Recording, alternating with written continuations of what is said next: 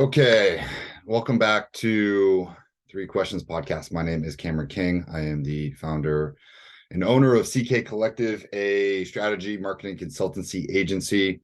I record these podcasts, put them on YouTube, but they also go on Spotify, Apple Podcasts, Google Podcasts as well. And I'd like to thank Justin from North Carolina here, one of my long-term clients. And I'm so proud of Justin's progress over the past year. Justin and I have been working together, and he submitted 3 questions, which you can do on the website, ckcollective.co.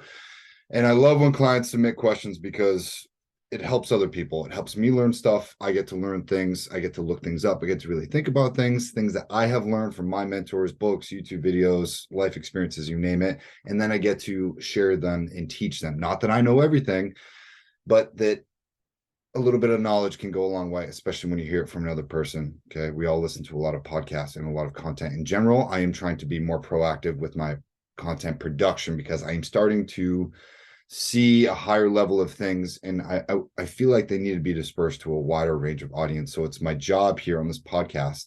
I consider it my job to sort of introduce you to new concepts, new ideas that have come my way or are coming from clients or elsewhere out there in the world. So without further ado, let's hop into Justin's questions. As always, 5 minutes per question, 3 questions per podcast, typically under 20 minutes. I'll do all the promo stuff after. Yeah. All right. Question number 1. General tips on how to be consistent with your New Year's resolutions, working out, eating, studying, whatever. Justin put in a comment. For me, it's going to be reading at least a book a month and working out 4 times a week. So general tips are that everybody goes into the new year with goals. Okay. Everybody spends the last couple of days right after Christmas. And this is inherently the problem. I've talked about this with a few of my clients. People wake up from Christmas, their Christmas hangover, whatever, 27th, 28th of December. And then they go, okay, well, what are we doing for New Year's? Right. And then they sort of wake up hungover. And then they're like, all right, well, what do I want to change this year? You didn't really spend enough time thinking about who exactly you want to be and really reviewing the year behind, right? If you work in the professional world, you know that Q1, Q2, and Q3, they're all 3 months long. I start taking into account my past years, experiences at the start of Q4. So October 1st, I start looking back and be like, okay, cool. What have I either not done or done this year that I want to change, right? What percentage of my goals did I really accomplish? And for me, that process starts in October, gets refined in November, and then I really start figuring out, okay, well, next year, this is how I'm going to show up. These are the things that I'm going to start doing. And I start doing those things in December. For me, the practice to really refine those gets implemented in December. Why? Because things really slow down. And so I think by being a month earlier, sliding your timeline up a month earlier and start implementing these things on December 1st, you can have this sort of trial and tribulations period where you're trying to figure out what's actually going to work for you. For instance, if you want to start going to the gym 4 times a week and reading at least 10 pages a day, you start doing that in December. And then you figure out what motivates you or what doesn't motivate you. And then you just sort of refine the process or you refine the goal. Maybe your goal is too much. Maybe you're trying to read 30 pages a day and you're like, I can only get 10, and maybe I only want to do it 5 days a week instead of 7 days a week. You have to figure out what that trial period is in December, so by January you're ready to rock and roll. Okay. The other thing is with goals, man, if you don't have them written down, if you're watching on YouTube, those are all my goals written on the wall behind me. Okay. I have my 1 month goals, 3 month goals, 6 month goals, 12-month goals, 2 years, 5 years, 10 years, and 20-year goals. What do? I look at those every single morning, every single night. When I accomplish one, I cross them off. Okay. I put all of them in affirmations that I read and record, and I spend at least 30 minutes listening to those a day. Okay. This is probably a little bit in excess, but at some point, your goals, you have to start brainwashing yourself to do these things. And when they become automatic, it is much easier. When they become non-negotiables, like, hey, I got to read today, or I got to listen to a book. That's a non-negotiable for me. You will start making time for the things that you want to do that include your non-negotiables. Okay. If that doesn't work, my goal for you, or my advice, I'll say, I won't use the word goal anymore. My advice for you in attaining these things that you wish to implement into your life, you have got to find a way to reward yourself after you do these things. Okay. For instance, maybe you really like Hershey Kisses, and if reading 10 pages a day, you get your Hershey Kiss afterwards, you get to start rewarding yourself the same way that you reward a dog for doing tricks that you've taught it, okay? You can literally train your limbic system, your reptilian brain, to follow these sort of dopamine hits that we can give ourselves after we start doing these things, right? Maybe you can use some sort of reward system like a smoothie, after, if you've worked out 4 times a week, right? Then you get a smoothie on Friday or Saturday, or maybe you go out to brunch on Saturday. Whatever these things are, you need to have a regimented way to sort of implement a reward system into your brain. And this is different for everybody. I would highly recommend listening to Huberman Lab. Andrew Huberman talks all about the dopamine reward system. I'm not going to get into it with the 30 seconds that I have left here. But when you start to find out what subtle rewards work for you and training you to do the hard things, all of a sudden you're going to want to do the hard things just to get that reward. And starting to do those hard things won't even ever be a problem. Okay. So start earlier with refining and implementing your goals. Put that implementation period into December for this year when you get there, and then figure out some sort of easy reward system. That is how you can be more consistent with your New Year's resolutions. Okay. Let's hop to question number 2. What is the healthy balance of enjoying yourself and working on yourself/goals? Okay. A healthy balance of enjoying yourself and working on goals. I guess we're going to get into the dopamine reward system because there's really no other way to answer this. Okay. So I'm going to answer your question by taking a step on the side. Dopamine is the molecule of more. Okay. Dopamine is a reward in and of itself. It's also a neurotransmitter in your body, throughout your entire body. So when you experience things like simple pleasures, right? Chocolate, cheese, cocaine, sex, a little bit of alcohol, or you see a red notification, or you eat that really cheesy pizza, or that fried chicken finger, your brain gives you a little bit of a reward by saying, hey, I like this, right? I want more of this. And it sends dopamine as a neurotransmitter to the parts of you that are experiencing that thing. Okay.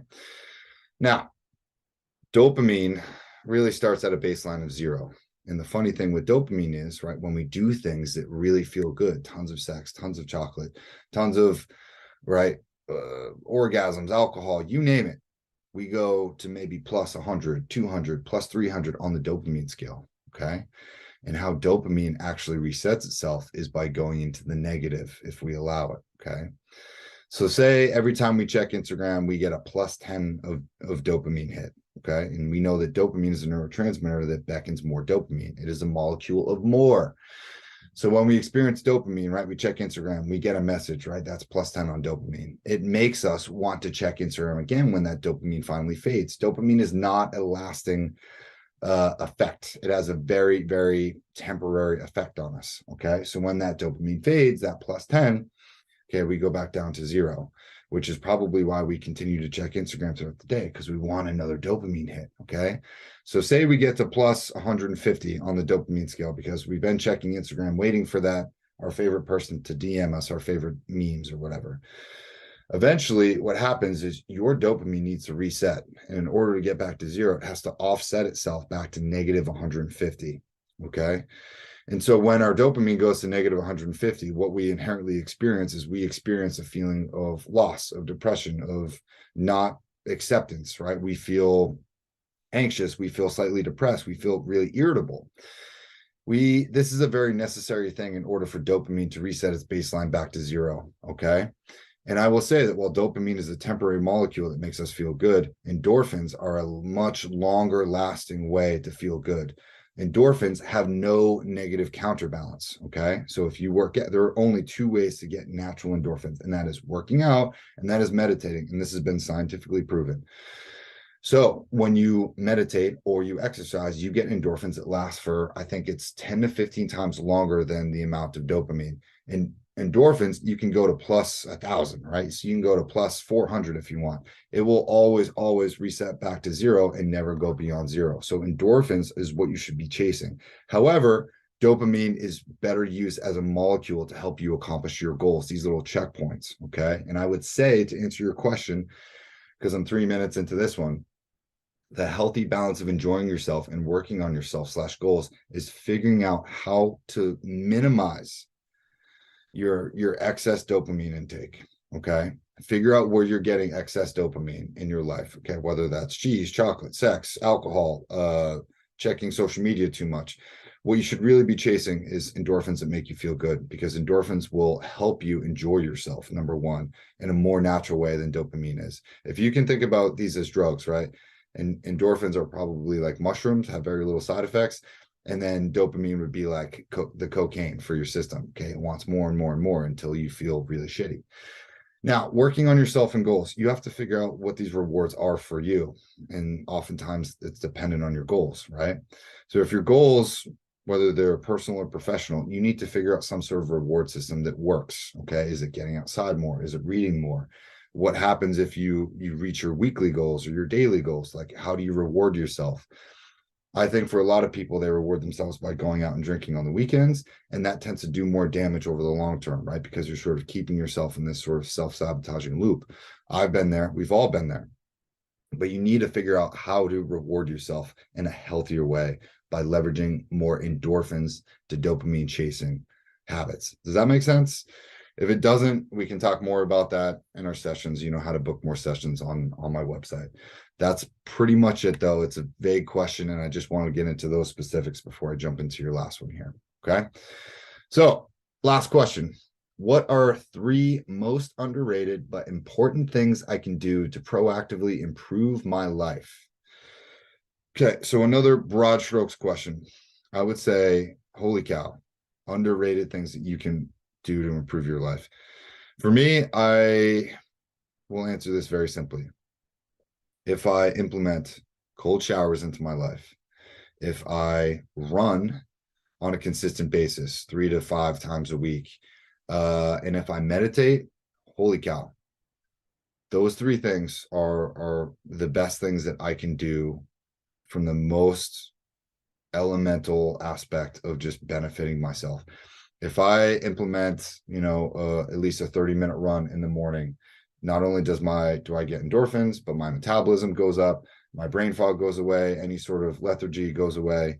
If I meditate, right, I tend to meditate in the morning, but if I meditate in the morning, I get rid of my imposter syndrome. I'm able to just let all my demons tire themselves out, all my insecurities, and then I'm able to sort of organize all of my thoughts, my to-do list in a very cohesive way. I tend to meditate for about 20 to 30 minutes. And then cold therapy for me is a great way. Just take a cold shower. I get in the shower, whether it's hot or it's cold, and then I blast it ice cold as it can possibly go for 2 minutes. And what that does is it shunts all of the blood from my extremities into my core to protect my vital organs, because it thinks that I'm dying, right? And after the 2 minutes that I get out of the shower, the blood will sort of return to the extremities. Okay, what this does, it gets rid of lactic acid, it eases stress, it eases tension, allows my body to sort of recover more, and it gives my brain dopamine, because it goes, okay, you're out of trouble, good job, you survived that thing.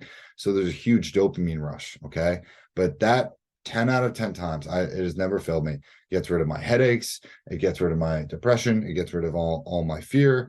Not that I experience these things more than an average human being, but like immediately I get out and I'm like, wow, I feel great. I'm ready to tackle the day. Man, if I can take a cold shower every single day, I can shovel shit all day, right? It's like putting on an invisible suit of armor. And for me, these things, I think by doing these things in the morning, I am proactively ready to tackle my day. Unfortunately, I feel and see and hear this from a lot of my clients, that they get up and, like most people, what do? They're checking your phone. And when you do this, you become reactive to the world around you. You become reactive to the world outside of you.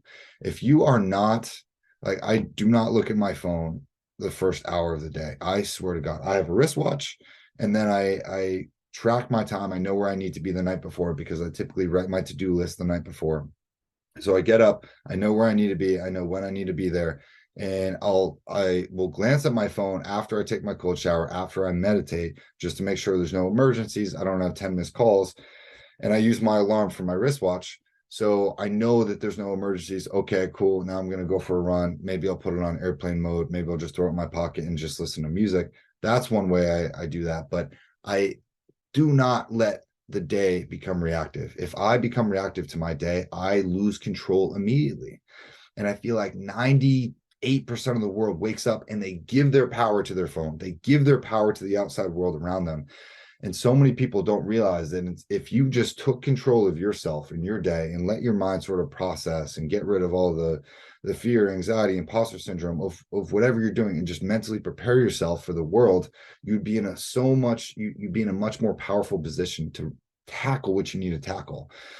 And I wish I could tell everybody this, and I hope if you're listening to the podcast that you start doing this, but you need to take time for yourself, at least an hour to yourself in the morning to do these things. Because when you become protective of your time and when you become proactive with your time, man, the world responds to you in a way different way. You are in the driver's seat all day and it feels good. And once you do this on a consistent basis, you will never, ever go back the other way. I guarantee it. Okay. That's pretty much it for all the 3 questions that I have. I'm about halfway through my 48-hour fast, so I'm a little foggy as well. Couldn't tell, but I want to continue to answer questions. I have a ton of questions that people have submitted, and I'm happy to do these. I just launched and re-edited all the pages on ckcollective.co, so I hope you head to the website. You can find all the episodes there. They're also here on YouTube. You can submit questions. You can also purchase sponsorships. So if you're an entrepreneur or a business or starting a side project and you want to purchase a 30-second sponsorship to go in at the beginning of these episodes now, you can purchase one per episode. You can only purchase future episodes.